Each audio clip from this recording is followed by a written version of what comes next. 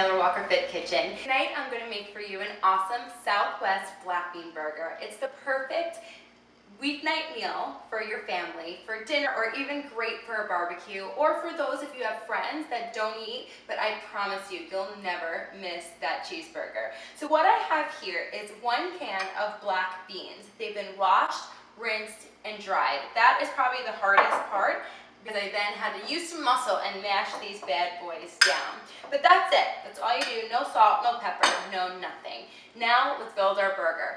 First I have half of a red pepper cut really, really small. So that's red pepper. I have a half of a white onion. You can use yellow too, it really doesn't matter. The only onion I wouldn't use is probably a red one. I have 3 cloves of garlic. Yep, 3. You might not want to kiss your husband after you make these, but I promise you, you'll have a yummy dinner. From there, I have 1 green onion, just for added awesome breath. 1 green onion, sliced kind of small, but it will offer some texture there too, so you don't want to cut them too small. And then last but not least, for more of a Southwest thing, is our cilantro. All I did was just pull a nice bunch of cilantro off my leaves and chopped them down. So I'm going to throw those in there, and I'm going to get mixing. I'm going to combine all of these in a bowl, or whatever you have, and this is really the base and all of the flavors for our black bean burger.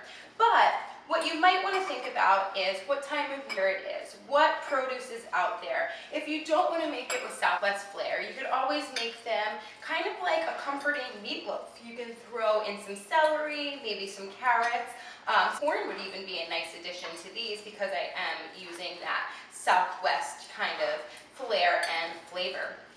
Now that I have all of this mixed together, I'm going to start with my binders.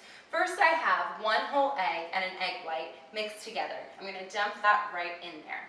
And next, instead of breadcrumbs, you've seen me probably use quinoa for my meatballs. But what I'm going to use is half a cup of oats that I've ground down in the food processor. They give that nice grainy consistency of a breadcrumb, but without all the calories. And of course, the added benefit of them being oats. So I'm going to drizzle those in there. I'm going to test them at a half a cup, but I'm going to test them first just to make sure they're not too dry.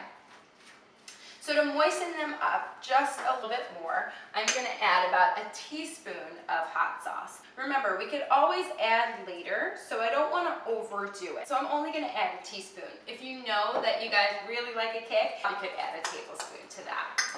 So I'm going to mix all this in here, and then we're going to get ready to add our great spices. I think I can use a little bit more. It's really dependent on how runny your beans are. If you didn't have time to let them dry fully, then they might be a little bit more runny in consistency. So you just have to be patient with it and add them a little bit at a time. You just don't want them to be overly dry either, because there's probably nothing worse than biting into a veggie burger that actually tastes like cardboard.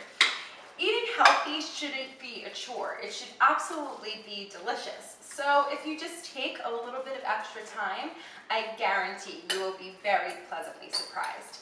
So now this looks good. I had a half a cup, but I think I'm going to stop here. Now I need a little bit more spiciness to this. So I'm going to add 1 tablespoon of chili powder. It's awesome because it does. It has the kick and it has the heat to it, and it's going to ramp up that metabolism. And it's going to add flavor too, which is also pretty good. You want to make sure that when you are adding a heavy spice like that, that you really mix it all the way through. You don't want one burger to be super spicy and peppery and then one to be bland. So make sure you mix that really well. And from here, I'm going to add some paprika, about a teaspoon or so. You don't want the spices to really be competing, but you want them to complement each other. So that was about a teaspoon of paprika. Now I'm going to get that mixed through here, and I am just about ready to build my burgers. They look pretty darn good to me, this mixture, and it already smells delicious. Don't you love when something smells delicious even before it's cooked? So now this mixture will yield about 4 or 5 black bean burgers, but I'm going to start with 2. So what you need to do is get a handful of mixture, in your hands, get down and dirty, and you make them like any other meat patty or burger patty. If you find that you still have a little bit of a runny burger, just add a little bit more of that oat mixture or breadcrumbs, whatever you decide to use. So from here, I make my patty. I have coconut flour in here, which is an awesome complement to these burgers, and it only has about 6 carbs in one serving, and we're not even using a full serving here. So you're just gonna go one side and the other side. This will just give us a nice base when we cook them on the stove. Now that I have my patties ready to go, you have 3 options of cooking these burgers. I'm going to do them stovetop, and it really gets a nice crust on the outside from the coconut flour. But you can do them in the oven at about 375 for 10 minutes each side. So that's 20 minutes, one side and then the other. Or if you're having a cookout, grill them on the grill by all means. But just make sure that you put a piece of tin foil down and oil it before you throw these bad boys on. So now I have 2 patties ready to go. I have my oil on a medium-high heat, and I'm just going to throw them in. Not too much oil, about roughly a tablespoon to a tablespoon and a half. We don't want a deep fried black bean burger. So now that they're nice and brown on both sides, it was about 3 minutes to flip to the other side. So 3 minutes and 3 minutes on each side on medium-high heat. And I think I'm ready to build my burger. So what I have here is just a whole wheat bottom of a bun. I sometimes eat the top, I sometimes don't. A lettuce wrap would be great too. You can even make these smaller when you're having like Taco Tuesday or something, and just make small patties as a side dish to accompany your tacos. So I'm going to throw my burger right on top. And what I have, if I can get it on top, that would be great. What I have here is my auto dressing that I like to make. It's literally 1 mashed avocado, 2 tablespoons water, the juice of 1 lime, and a clove of pressed garlic. It's really not as thick as a guacamole, but you get that avocado Southwest flavor, and it's pretty amazing. So I'm just going to take a dollop of that and throw it on top. It's your choice if you want to add salt and pepper. I love using pepper, but I don't utilize too much salt. But of course I utilize hot sauce. That's my favorite. I'm going to throw that right on there. And I'm going to turn off the stove so I don't burn my other one.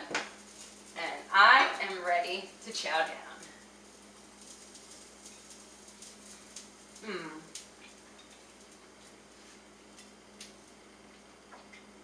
Awesome. Those Southwest flavors kind of kick in the face.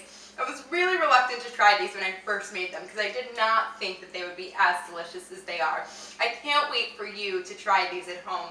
Again, follow me on Pinterest, Instagram, and Facebook, all at Taylor Walker Fit. Thanks again for watching, and comment below. Let me know what you think of these burgers.